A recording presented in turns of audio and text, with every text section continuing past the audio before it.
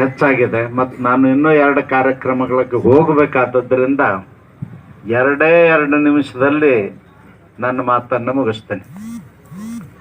ಬಸವಣ್ಣನವ್ರು ಹೇಳ್ತಾರೆ 900 ವರ್ಷದಿಂದ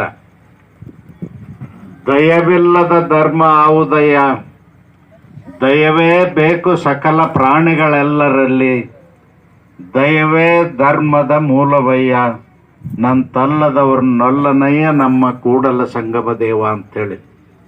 ಜಯಸಿಂಹರವ್ರೆ, ನೀವು ಮಾಡಿರ್ತಕ್ಕಂಥ ಧರ್ಮದ ಕೆಲಸ ಏನದ, ಇದು ಭಾಳ ಅಗಾಧವಾದಂಥ ಕೆಲಸ.